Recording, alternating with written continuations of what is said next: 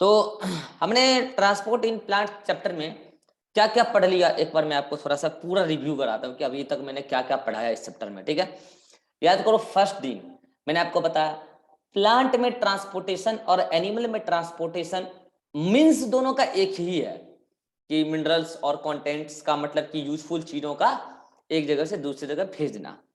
लेकिन हाँ, प्लांट्स के अंदर ट्रांसपोर्टेशन का तरीका अलग है, एनिमल के अंदर ट्रांसपोर्टेशन का तरीका अलग है। ये सब बात मैंने आपको फर्स्ट डे में बताया था पूरा एकदम इंट्रोडक्शन के तौर पर। फिर मैंने कहा था कि ट्रांसपोर्टेशन प्लांट्स में दो तरीके से होता है, शॉर्ट डिस्टेंस और लॉन्ग डिस्टेंस।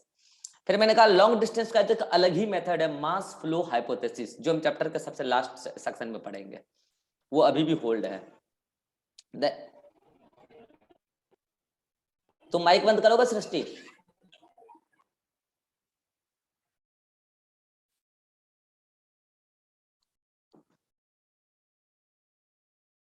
क्या बता रहा था मैं? हाँ, शॉर्ट डिस्टेंस ट्रांसपोर्ट बता रहा था। शॉर्ट डिस्टेंस ट्रांसपोर्ट का तरीका, एक लॉन्ग डिस्टेंस ट्रांसपोर्ट है, उसका अलग तरीका है, वो हम पढ़ेंगे चैप्टर के सबसे लास्ट में, मास फ्लो हाइपोथेसिस। ठीक है, इसके बाद शॉर्ट डिस्टेंस ट्रांसपोर्ट में मैंने बोला कि दो तरीका है, एक है पैसिव ट्रांसपोर्ट, एक है एक्टिव ट्रांसपोर्ट।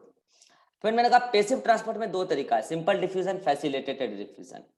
फिर मैंने आपको एक एक करके सिंपल डिफ्यूजन पढ़ाया, प्रोसेस पढ़ाया, उसको अफेक्ट करने वाले फैक्टर्स पढ़ाए। फिर मैंने आपको फैसिलिटेटेड डिफ्यूजन पढ़ाया, उसको अफेक्ट करने वाले फैक्टर पढ़ाए। फिर मैंने आपको एक्टिव ट्रांसपोर्ट पढ़ाया और उसको अफेक्ट करने वाले फैक्टर्स पढ़ाए। इससे रिलेटेड ग्राफ भी बताए जो एग्जामिनेशन के लिए बड़े इंपॉर्टेंट है। इससे रिलेटेड एक टेबल बताया मैंने आपको, किसमें एटीपी की रिक्वायरमेंट है, नहीं एनसीईआरटी में भी वो टेबल बहुत इंपॉर्टेंट है। यूनिपोर्ट, सिम्पोर्ट, एंटीपोर्ट इसी के दौरान मैं बताया था, फैसिलिटेटेड और एक्टिव ट्रांसपोर्ट के दौरान, बहुत इंपॉर्टेंट है। इसके बाद ये हमारा सिंपल डिफ्यूजन मतलब ये शॉर्ट डिस्टेंस ट्रांसपोर्ट का मैकेनिज्म खत्म हुआ। फिर मैंने कहा मैं आपको कुछ बायोलॉजिकल फिनोमेना पढ़ाऊंगा, कुछ फिजिकल फिनोमेना पढ़ाऊंगा जो हमारे बायोलॉजिकल प्रोसेस ऑफ ट्रांसपोर्टेशन में काम आते हैं। फिर मैंने आपको पढ़ाना स्टार्ट किया ऑस्मोसिस। फिर मैंने आपको पढ़ाया ऑस्मोसिस के बाद उसी दौरान मैंने आपको ऑस्मोटिक प्रेशर और डिफ्यूजन प्रेशर ये सब समझाया। वैसे डिफ्यूजन प्रेशर तो डिफ्यूजन में ही समझा दिया था। फिर मैंने ऑस्मोसिस के दौरान ऑस्मोटिक प्रेशर समझाया। उसके बाद मैंने आपको वाटर पोटेंशियल पढ़ाना शुरू किया। नहीं, उसके बाद फिर मैंने आपको ऑस्मोसिस के बाद कई सारे और भी प्रेशर से मैंने आपको वाकिफ कराया, diffusion pressure deficit, turgor pressure, wall pressure, ये सब पढ़ाने के बाद मैंने आपको वाटर पोटेंशियल पढ़ाया, सोल्यूट पोटेंशियल, प्रेशर पोटेंशियल, ये सब पढ़ाने के बाद फिर मैंने आपको दो और फिजिकल फिनोमेना पढ़ाया, one is imbibition and one is glandolysis. यहां तक का हमारा सेगमेंट फिनिश्ड है। ये सारा बात अभी तक मैंने जो भी पढ़ा है, अब मैं चैप्टर स्टार्ट कर रहा हूं रियली। अब चैप्टर का जो मीन्स है ट्रांसपोर्टेशन चैप्टर्स, वो अब जाके स्टार्ट हो रहा है। अब क्वेश्चन वाइज तो उधर से भी क्वेश्चन आता है, इधर से भी आता है।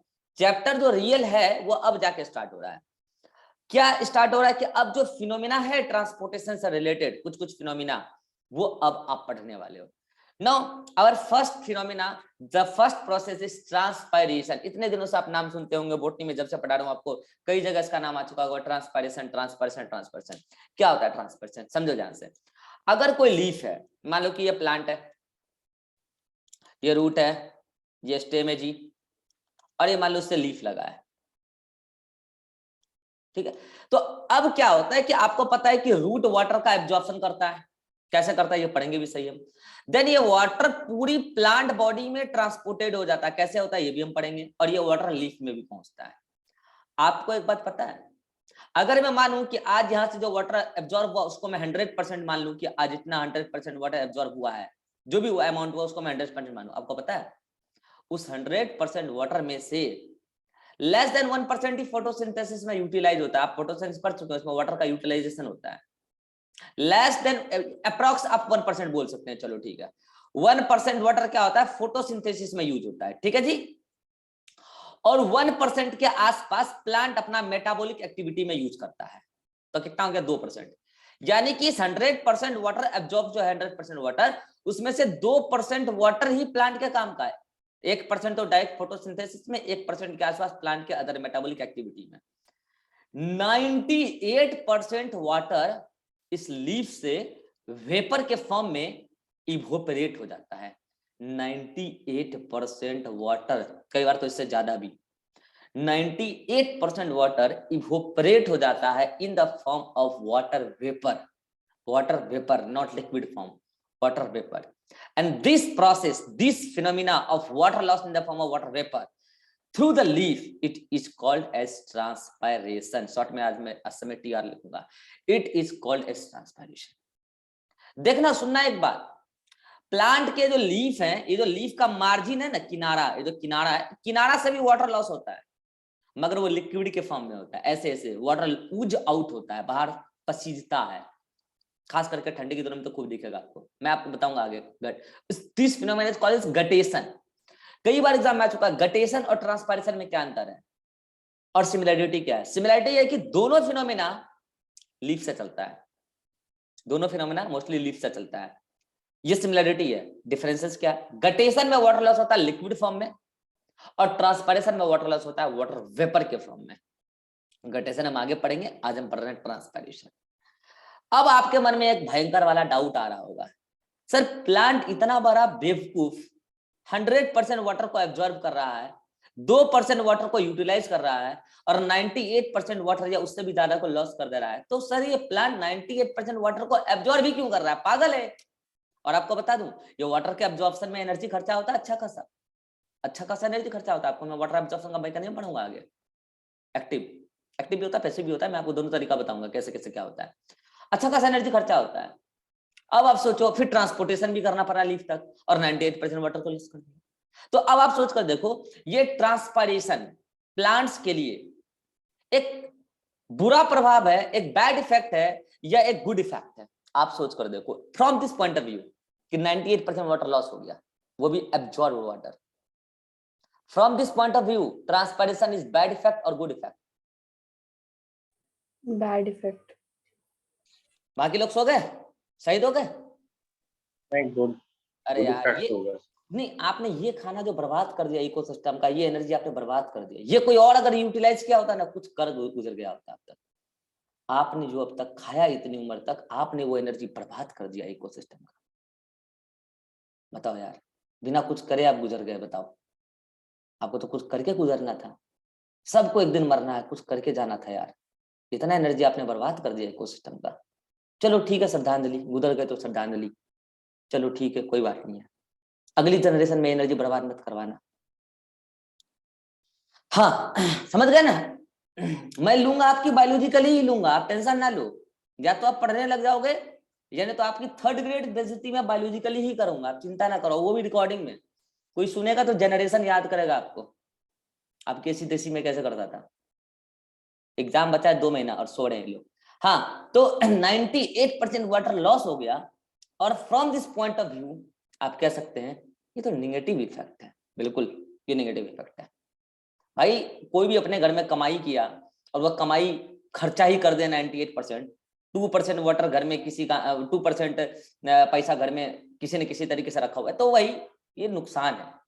लेकिन हाँ, एक बात समझना ध्यान से, कुछ नुकसान ऐसा नुकसान होता है जिसको आप नकार नहीं सकते, जिसको आप नहीं नकार सकते, किसी भी हालत में नहीं नकार सकते. और ऐसा ही नुकसान है ट्रांसपायरेशन. और ये बात पहली बार कहने वाले थे क्यूटिस, एक साइंटिस्ट है क्यूटिस. क्यूटिस कहते हैं transpiration is necessary evil. Evil का मतलब होता है बुराई, नेसेसरी मतलब आवश्यक बुराई. मैं आपको बहुत ज्यादा डांटता हूं, ये आपके लिए बुरा है या अच्छा है? आपके लिए. अरे मैं अभी भी आपकी बेइज्जती अच्छा है. नहीं, बुरा है आपके लिए. आप पर्सनली सोचो, आप पर्सनली सोचो, आपको अच्छा लगता है कि खराब लगता है? आप खुद के फीलिंग के साथ सोचो तो आपको खराब लगता है. बट दिस जो आपके लिए बुरा है, दिस डांट is necessary for your survival. अगर आपको एक अच्छा स्टूडेंट बनना, अगर आपको कॉन्सेप्ट गेन करना, अगर आपको पढ़ना है रियल में, तो आपको ये डांट सुनना आवश्यक है. अदरवाइज आप वो काम नहीं कर सकते जिस मिशन पे आप हैं. यही प्लांट का भी है. अगर प्लांट को सरवाइव करना है, अगर प्लांट को ट्रांसपोर्टेशन का भी काम करना है, प्लांट को ये बुराई फेस करना ही पड़ेगा, क्योंकि इस बुराई के पीछे कुछ अच्छाई छुपी है. इसीलिए नेसेसरी वर्ड लगाया क्यूटिस ने. Transpiration is a necessary evil. तो कह रहे हैं कि क्या फायदा है सर डांट खाने से? तो डांट खाने से आपका मन और मस्तिष्क पर एक बुरा प्रभाव पड़ेगा। क्या बुरा प्रभाव पड़ेगा? कि मास्टर बहुत डांटता है। तो काहे डांटता है? पढ़ाई करने के लिए डांटता है। तो पढ़ लेने में फायदा है, तो आप पढ़ लेंगे तो अच्छा इंसान भी बनेंगे, डॉक्टर भी बनेंगे, और हमारे इकोसिस्टम का जो इतना भोजन ठूस लिए इतनी उम्र में, वो बर्बाद नहीं जाएगा, उसका कुछ ना कुछ आउटपुट आ जाएगा इकोसिस्टम में। अदरवाइज मुझे ऐसा लग रहा है कि आपके इतने भोजन ठूस लेने से कोई आउटपुट इस नेचर को नहीं मिला है अब तक।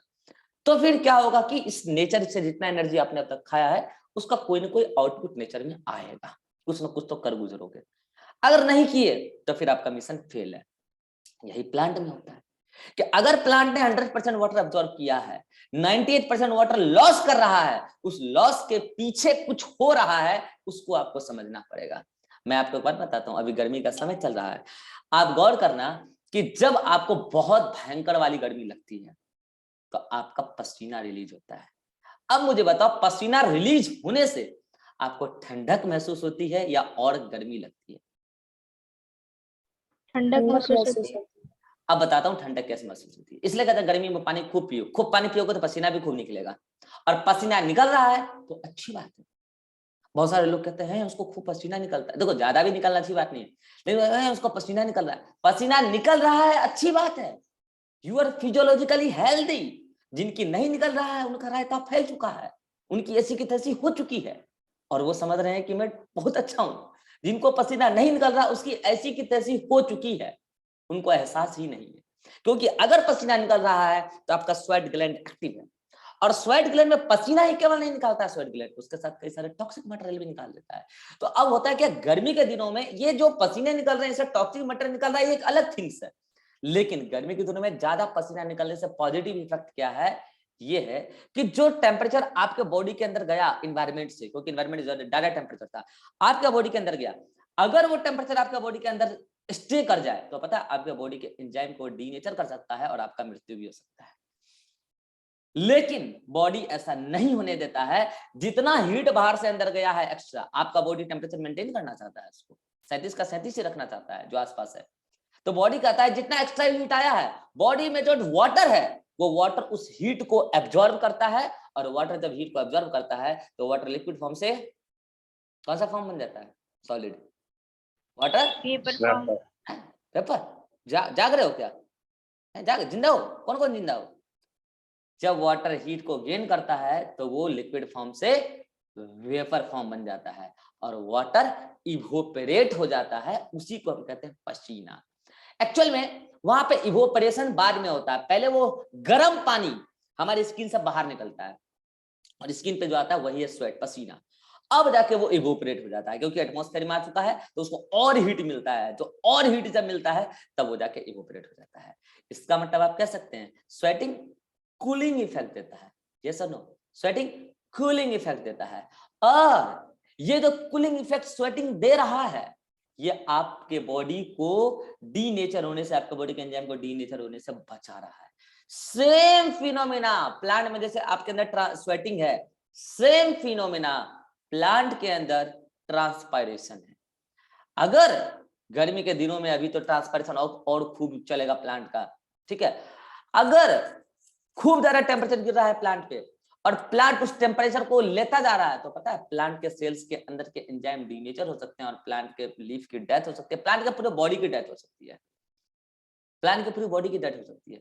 भगवान ने इस चीज से बचने के लिए प्लांट में नंबर ऑफ लीव्स को बढ़ाया। प्लांट में सबसे ज्यादा पाए जाने वाले स्ट्रक्चर लीफ ही होता है, लीव्स को बढ़ाया, और लीफ में खास प्रकार का एपरेटस दिया जिसको बोलते हैं स्टोमेटल एपरेटस। अभी हम देखेंगे क्या होता है स्टोमेटल एपरेटस। और स्टेम में भी थोड़ा थोड़ा सा एपरेटस दिया जिसको बोलते हैं लेंटिसेल। अब ये लेंटिसेल और ये स्टोमेटा से, मेनली स्टोमेटा से ही वाटर वेपर फॉर्म में रिलीज होता है। इससे क्या होता है, प्लांट के बॉडी पर जितना भी टेम्परेचर गिरा है, प्लांट उस सभी हीट को एब्जॉर्ब करके, प्लांट के अंदर जो पानी है उसको एब्जॉर्ब करके उस हीट को वो वेपर फॉर्म में रिलीज हो जाता है, और प्लांट के बॉडी के एंजाइम को डीनेचर होने से बचा लेता है। मींस ट्रांसपिरेशन प्लांट को कूलिंग इफेक्ट देता है। एक तो ये पॉजिटिव इफेक्ट हुआ, एक तो ये पॉजिटिव इफेक्ट हुआ। दूसरा देखो, अभी मैं आपको डांट रहा हूं तो केवल आपका नीट में सिलेक्शन होगा, केवल ये नहीं है, आप जिंदगी को समझ भी पाओगे। आप अगर सच में अगर समझ गए कि हाँ भाई हमने इतना दिन 18-20 साल उम्र हो गया, इतना इकोसिस्टम का हमने नेचर का इतना कंपोनेंट अपटेक कर लिया, और अगर जिंदगी में कुछ नहीं कर गुजरे तो आने वाली पीढ़ियां गाली देगी। तो आप इस चीज को जब समझ जाएंगे तो आप और भी कुछ एक्स्ट्रा ऑर्डिनरी वर्क करने को प्रेरित होंगे। इसीलिए आपको ये जो मैं बीच में देता हूं एंटीबायोटिक, ये जरूरी है। तो इसका मतलब वो केवल एक बेनिफिट नहीं दे रहा कि आपका रिजल्ट होगा, आपको जिंदगी समझने का भी बेनिफिट दे रहा है। प्लांट में प्लांट का बॉडी का एंजाइम जो डीनेचर होने से बच रहा है, ये तो एक फायदा हुआ। दूसरा पता है क्या फायदा है?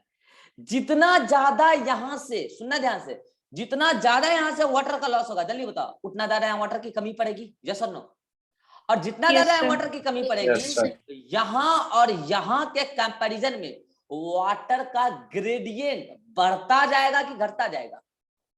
बढ़ता जाएगा। बढ़ता जाएगा। बढ़ता जाएगा। तो अगर ये ग्रेडियंट बढ़ता जाएगा तो जल्दी से बताओ, वाटर का लॉस यहां से हो रहा है तो जल्दी से बताओ, ये चाहेगा और वाटर आए, ये चाहेगा और वाटर आए, तो एक पुलिंग फोर्स लगेगा जिसको कहते हैं ट्रांसपायरेशन पुल, जिसको कहते हैं ट्रांसपायरेशन पुल। और पता है ये ट्रांसपायरेशन पुल की वजह से मिनरल एब्जॉर्प्शन और वाटर एब्जॉर्प्शन बड़ा इजी हो जाएगा, और वो पैसिव प्रोसेस हो जाएगा, एक्टिवली नहीं करना पड़ेगा। वैसे होता दोनों तरीके से है, एक्टिवली नहीं करना पड़ेगा, पैसिवली हो जाएगा। अच्छी बात है, वाटर एब्जॉर्प्शन पैसिवली हो जाएगा, मिनरल एब्जॉर्प्शन पैसिवली हो जाएगा, इजी हो जाएगा।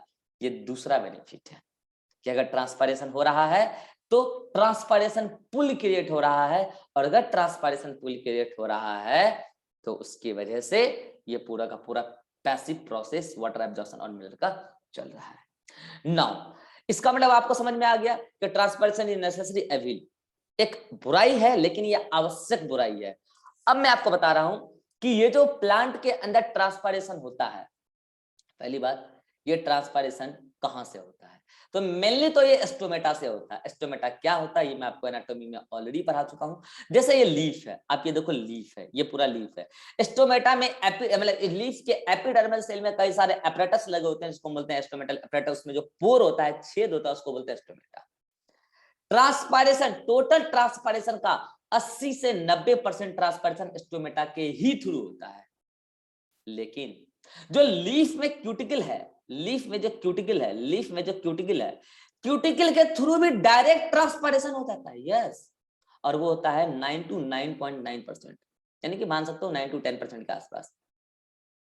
और इन दोनों को मिला के इसको बोलते हैं क्यूटिकुलर ट्रांसपायरेशन, इन दोनों को मिला के बोलते हैं फॉलिएज ट्रांसपायरेशन। फॉलिएज का मतलब वही लीफ, फॉलिएज लीफ जो हवा में ऐसे ऐसे लहरा रहा है, उसमें स्टोमेटा भी है, क्यूटिकल भी है, उन दोनों को मिला के कहते हैं फॉलिएज ट्रांसपायरेशन।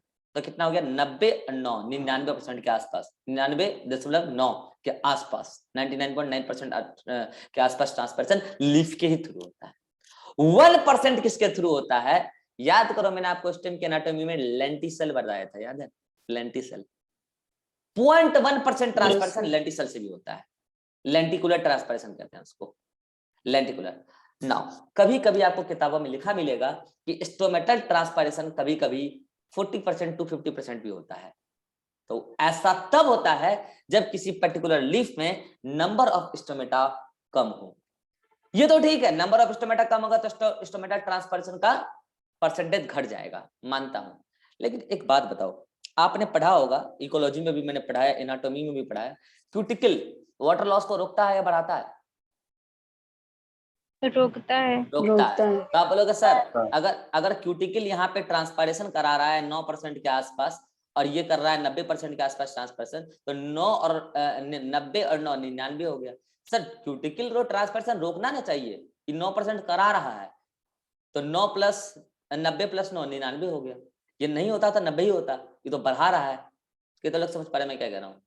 90 + 9 तो 99 हो गया, ये अगर नहीं होता तो 90 ही होता है ना। इसका मतलब क्रिटिकल ट्रांसपायरेशन को बढ़ा रहा है, वाटर लॉस को तो बढ़ा रहा है ना। कितने लोग समझ पाए मैं क्या पूछ रहा हूँ? Yes sir. हाँ जवाब दीजिए। यस सर, ये तो बढ़ा ही रहा है। या आप नहीं अच्छे मास्टर को भी पकड़िएगा ना यहाँ पे नस, तो तुरंत उल्टी कर देगा, वो बोलेगा हाँ बढ़ा ही रहा है। फर्क है सोचने का, आप सोचते कैसे हैं। मैंने आपको कभी पढ़ाया नहीं है, कोई भी चैप्टर में मैंने आपको पढ़ाया नहीं है, सोचने सिखाया है। अगर आप मेरा पूरा रिकॉर्डेड देखिएगा ना लेक्चर दोबारा से, आज नहीं कम से कम 5 साल बाद, जब आपका दिमाग और डेवलप हो जाएगा, तो आपको लगेगा कि आपको मैं बहुत कम उम्र में सोचने सिखा रहा था, रटने नहीं सिखा रहा था, रट्टू तोते। घटा रहा है, बताता हूं कैसे घटा रहा है, बताता हूं। मान लो कि अगर लीफ था और इस पूरी लीफ में, सुना ध्यान से, इस पूरी लीफ में क्यूटिकल नहीं होता, क्यूटिकल नहीं होता, तो बताओ स्टोमेटा ही स्टोमेटा होता? यस और नो? स्टोमेटा ही स्टोमेटा Yes, होता? sir. और इतना सारा स्टोमेटा होता तब जाके 90% स्टोमेटल ट्रांसपरेशन होता है, उससे ज्यादा? 90% उससे ज्यादा होता भाई। अगर नंबर ऑफ स्टोमेटा बहुत ज्यादा होता तो उससे ज्यादा होता ना। अब समझो क्या, देखो मैं बता रहा हूँ कि ये मान लो लीफ है, ये मान लो लीफ है, तो अगर इस लीफ है, जैसे ये मान लो ये जो है, ये फिंगरप्रिंट जो भी है, ये मान लो स्टोमेटा है, तो अगर इस ऐसा ऐसा कई सालों में स्टोमेटा का कलेक्शन मान लो 90% हो रहा है, ठीक है, इससे 90% स्टोमेटा ट्रांसपरेशन हो रहा है, बाकी ये पूरा जो कवरिंग है फोन का, ये मान लो क्यूटिकल है, तो बताओ एक बार बताओ, ये क्यूटिकल कई सारे स्टोमेटल पोर को ढक के रखा है कि नहीं रखा है? Yes sir. हाँ, Yes, sir. मानते हैं कि क्यूटिकल से भी डायरेक्ट वाटर लॉस हो रहा है थोड़ा बहुत, आप 100% वैक्स से वाटर लीकेज नहीं रोक सकते हैं, थोड़ा बहुत हो रहा है। कितना हो रहा है? 9% के आसपास हो रहा है। अब आप सोचो कि अगर ये क्यूटिकल नहीं होता तो वो सारे स्टोमेटा भी एक्सपोज हो जाते जो अभी ढके हैं इस क्यूटिकल की वजह से। तब आप सोच के देखो कि ट्रांसपरेशन कितना होता, सोच के देखो कितना होता। अब बताओ क्यूटिकल ट्रांसपरेशन को बढ़ा रहा है कि घटा रहा है? वाटर लॉस को बढ़ा रहा है कि घटा रहा है? घटा रहा है भैया। क्यूटिकल बढ़ा कैसे देगा? वो घटा रहा है। क्यूटिकल है तो कई सारे स्टोमेटा वर्क ही नहीं कर पा रहे हैं उसके ऊपर, क्यूटिकल है इसलिए। और ये बात मैंने आपको एनाटॉमी में भी बताया था कि जहां पे स्टोमेटा आया उसके ऊपर क्यूटिकल आ गया तो गया वो स्टोमेटा काम ही नहीं करेगा, उसका पोर क्या है, उसका वाटर निकलेगा ही नहीं।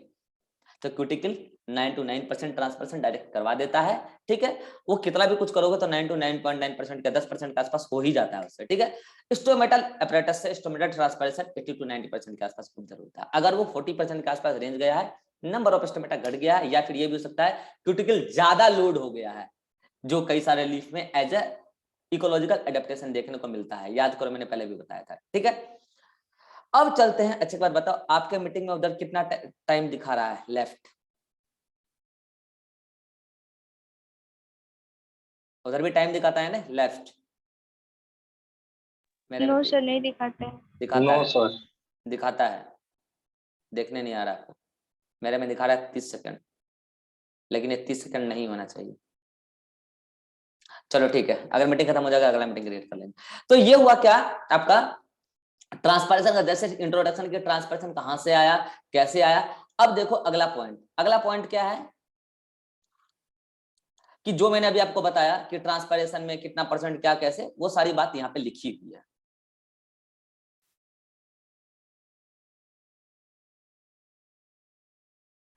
ये देख लो, सारी बातें यहाँ पे लिखी हुई है। अगर वाटर लिक्विड फॉर्म में लॉस होगा तो this is called as guttation. अगर ब्रॉड रेंज स्टोमेटा ट्रांसपरेशन का कई बार हम लोग 50 to 90% भी कहते हैं, कब? तो वो सारी केस मैंने बता दी, ठीक है।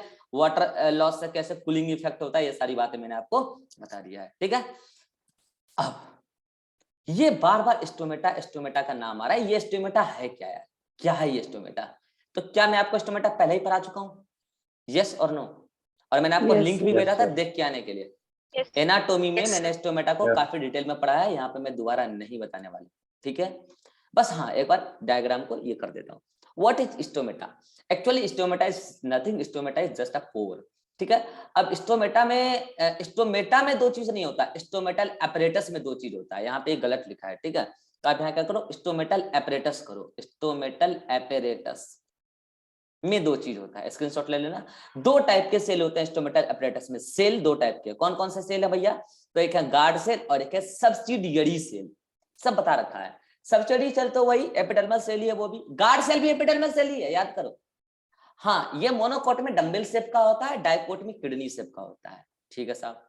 अब मैंने यहाँ डाइकोट का डायग्राम बनाया, ये देखो, ये क्या है,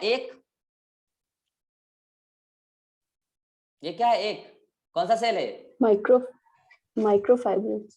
अरे भोट, माइक्रोफैब्रिक, ऐसी की तैसी, माइक्रोफाइब्रिल, पढ़ना लिखना 22.5, माइक्रोफाइब्रिल गार्ड सेल। पढ़ेंगे। क्या पढ़े एनाटॉमी? ये एक गार्ड सेल है और ये दूसरा गार्ड सेल है, ठीक है। और ये बीच में जो छेद बचा, ये छेद क्या है? ये छेद क्या है? Stomatal pore. स्टोमाटल यही है Stomatal. छेद, स्टोमेटल पोर। यानी कि one stomatal pore is surrounded by how many guard cell? 2। और ये पूरा तो हुआ क्या? ये गार्ड सेल और स्टोमेटल पोर। अब इसके चारों जो ये सारे सेल जो किसको घेरे हुए हैं, गार्ड सेल को, इन सेल का क्या नाम है? Subsidiary cell. सबसिडियरी। अब आप इसको 3D में फील करो। ये देखो, ये तो मान लो क्या है, ये जो मान लो कि ये छेद है, इधर गार्ड सेल, इधर गार्ड सेल, ठीक है। तो ये तो सबसे सुपरफिशियल पार्ट है, ये स्टोमेटल पोर है, इधर गार्ड सेल, इधर गार्ड सेल, ठीक है। अब इसका जस्ट अंदर फील करो, यानी कि मोबाइल के अंदर वाले ऑपरेटर्स जो है, कवर के अंदर वाले, उसको फील करो। वो क्या होगा? Subsidiary cell. वो है सबसिडियरी सेल। साइड में नहीं यार, नीचे अंदर की तरफ, उधर जाओ थोड़ा सा, इधर साइड से होते हुए अंदर की तरफ जाओ। दैट इज सबसिडियरी सेल, जो गार्ड सेल को घेरा हुआ है, और गार्ड सेल स्टोमेटल पोर को घेरा हुआ है। अब आप सबसिडियरी सेल के थोड़ा और अंदर की तरफ जाओ, यानी कि इस सरफेस की तरफ आप मूव कर रहे हो, और अंदर की तरफ जाओ। कौन सा सेल मिलेगा? किसी को याद है? लीफ का एनाटॉमी। थोड़ा और अंदर जाओगे, सॉफ्ट सेल मिलेगा आपको, जो फोटोसिंथेसिस करता है। और बता दिए लोग, मीजोफिल सेल। Mesophyll cell. यानी कि अगर आप इसके नीचे यहाँ पे अगर कोई सेल आप बनाना चाहो, यहाँ पे इधर, तो आप क्या बना सकते हो? Mesophyll cell. इधर बना दूं, चलेगा? मीजोफिल सेल, ठीक है, ये है मीजोफिल सेल। अब सुनना ध्यान से, 3D में फील करो, 3D में फील करो। ये स्टोमेटल पोर है, स्टोमेटल कैविटी है, तो इसके नीचे ये जो मीजोफिल सेल के बीच बीच में जो कैविटी है, इस कैविटी को आप क्या बोलोगे? जल्दी से बोलना, सब स्टोमेटल कैविटी। एनाटॉमी वाला डायग्राम याद करो। देखो, ये छेद हो गया क्या आपका? हवा में समझो, ये छेद क्या हो गया? स्टोमेटा। ये क्या हो गया? Guard cell. इसके साइड साइड क्या हो गया? Subsidiary cell. उसके अंदर अंदर भी हो गया सबसिडियरी सेल। उसके नीचे क्या हो गया? Mesophyll cell. तो ये जो कैविटी बचा स्टोमेटल पोर के जस्ट नीचे, उसको बोलेंगे सब स्टोमेटल कैविटी। क्या बोलेंगे? सब स्टोमेटल कैविटी। तो अब आप क्या करेंगे? इस डायग्राम में थोड़ा सा एडिशन करेंगे। इसको लिखेंगे दिस इज मीजोफिल सेल, जो कि फोटोसिंथेटिक सेल होता है, and this cavity is called as what? Substomatal cavity, ठीक है जी। अब आप याद करो कि ये जो गार्ड सेल होता है, गार्ड सेल की अंदर वाली दीवार, इनर वॉल, थिक या थिन? थिक। और बाहर वाली दीवार? थिन। सृष्टि गुजर गए? सर बोले। हाँ बोले। अच्छा, मुझे लगा गुजर गए। गुजरने से पहले बता दिया करो, श्रद्धांजलि हम दिलवा दिया करेंगे। गुजरने से पहले बता दिया करो, कोई बात नहीं है। एक आदमी एनर्जी बर्बाद करेगा इकोसिस्टम का, गुजर गया अच्छी बात है, ज्यादा एनर्जी बर्बाद नहीं करेगा। बोले हैं? बोले। हाँ चलो बताओ, ये वाली दीवार कौन सी दीवार है सृष्टि? इनर वॉल गार्ड सेल का। और ये वाली? Outer wall. इनर वॉल मोटी, बाहर वाली पतली, लेकिन दोनों ही दीवार फ्लेक्सिबल है, दोनों ही दीवार इलास्टिक है, दोनों ही दीवार इलास्टिक है गार्ड सेल की। अब आप याद करो, एक बात मैंने और बताया था कि आउटर और inner wall radially arrange, radial मतलब रेडियल एक्सिस पे, रेडियस पर रेडियली अरेंज सेल्यूलोज माइक्रोफाइब्रिल से, रेडियली अरेंज सेल्यूलोज माइक्रोफाइब्रिल से कनेक्टेड होती है। कुछ याद है? फिर मैंने ये भी कहा था कि ये गार्ड सेल एक स्पेशल मॉडिफाइड एपिडर्मल सेल है। मैंने कहा था क्यों स्पेशल है? एकलौता ऐसा गार्ड सेल जिसमें क्लोरोप्लास्ट होता है, मतलब एकलौता ऐसा एपिडर्मल सेल जिसमें क्लोरोप्लास्ट होता है। पता है नॉर्मली क्लोरोप्लास्ट एपिडर्मल सेल में नहीं होता, मीजोफिल सेल में होता है। क्लोरोप्लास्ट एपिडर्मल सेल में नहीं होता, उसको फोटोसिंथेसिस नहीं करना होता, फोटोसिंथेसिस करने वाला अंदर है मीजोफिल सेल, लेकिन गार्ड सेल में होता है। तो मुझे बताओ, क्या ये गार्ड सेल फोटोसिंथेसिस भी करता है क्लोरोप्लास्ट रख के? No sir. नहीं, इसका कारण मैं पहले ही बता चुका हूं, कोई बताएगा? सर वहाँ रूबिस्को एंजाइम प्रेजेंट है। क्योंकि उसकी क्लोरोप्लास्ट में रूबिस्को एंजाइम नहीं होता है, डार्क रिएक्शन नहीं चलेगा तो लाइट रिएक्शन भी नहीं चलेगा। ये सब बात फोटोसिंथेसिस में हो चुकी है। So that this guard cell is considered as specially modified epidermal cell. अब मैं आपको एक बात बता देता हूं, ये जो गार्ड सेल है ना, डाइकोट प्लांट की गार्ड सेल में होता है क्लोरोप्लास्ट, मोनोकोट की गार्ड सेल में क्लोरोप्लास्ट नहीं होता है, अगर होता भी है तो पूरी तरीके से डीजेनरेटेड होता है।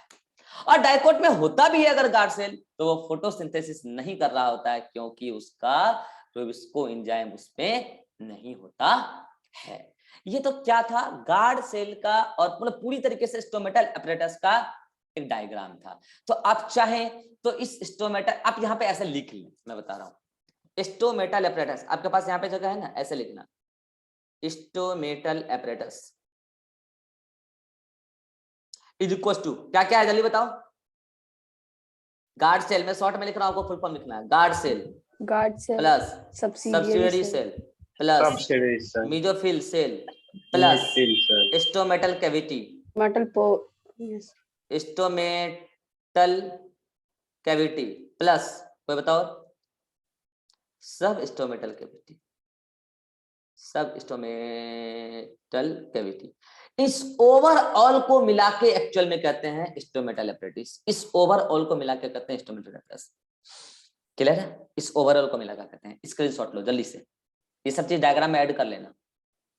बाकी सब कुछ मोनोकोट में ऐसा ही होता है, बस ये जो गार्ड सेल है उसका शेप डंबल होता है। ये बात मैं आपको ऑलरेडी बता चुका हूं, दोबारा नहीं बताने वाला हूं। तो अभी मैंने जो कुछ भी बोला उसका थ्योरी भी, वैसे सब बात एनाटॉमी में मैं ऑलरेडी डिटेल में पढ़ा चुका हूं, लेकिन ठीक है, इधर थ्योरी में इधर मैंने लिखवा दिया है। अरे यार देख लो, यहाँ पे लिखवा दिया मैंने सारा बात जो उधर लिखा हुआ है, ठीक है। अब एक बात याद करो, स्टोमेटा का अरेंजमेंट याद आ रहा है? दो टाइप के लीफ, याद आया? एक इस टाइप वाला जो स्टेम एक्सिस के कैसे है, एकदम पैरेलली, सॉरी परपेंडिकुलर, और एक वो जो पैरेलली। ऐसे लीफ को क्या कहते थे? डॉर्सी वेंट्रल, डॉर्सल वेंट्रल, और इसको बोलते थे आइसोबायलैटरल लीफ। ये सब मैं ऑलरेडी बता चुका हूँ काफी डिटेल में। ये मोस्टली डाइकोट में मिलता था, ये मोस्टली मोनोकोट में मिलता था, याद करो। और इसका जो ऊपर वाला सरफेस था एडेक्सियल कहता था, याद है? नीचे वाला एबेक्सियल कहलाता था, और इसमें एडेक्सियल एबेक्सियल कुछ नहीं होता है। और याद करो, इसके ऊपर वाले में स्टोमेटा ज्यादा है कम? कम कम। और नीचे वाले में ज्यादा, क्योंकि हमको सन के डायरेक्ट कांटेक्ट में ज्यादा स्टोमेटा नहीं रखना है, तो खूब ट्रांसपरेशन होगा। अच्छा, इसमें इधर साइड स्टोमेटा ज्यादा है, इधर इक्वली डिस्ट्रीब्यूटेड। ये सब हम बात कर चुके हैं, तभी इसको मैंने आइसोबायलैटरल लीफ बोला था, इसको डॉर्सीवेंट्रल लीफ बोला था, ये सब हम बात कर चुके हैं। तो this is the arrangement and this is the structure of stomata. Stomata का दो काम है, एक काम नहीं, मैं बता देता हूँ। स्टोमेटा का काम ट्रांसपरेशन तो है ही, लेकिन स्टोमेटा का मेन काम, उसका जो प्राइमरी फंक्शन है, उसका प्राइमरी फंक्शन है फोटोसिंथेसिस। फोटोसिंथेसिस के लिए गैसेस एक्सचेंज, फोटोसिंथेसिस मत बोलो, फोटोसिंथेसिस के लिए गैसेस एक्सचेंज। अब हम अगले मीटिंग में ये पूरा प्रोसेस को स्टार्ट करते हैं, ट्रांसपरेशन को। मिलते हैं अगले मीटिंग में। अभी कोई डाउट नहीं लेना, अगले मीटिंग के बाद डाउट लेना। चलो आ जाओ अगले मीटिंग में।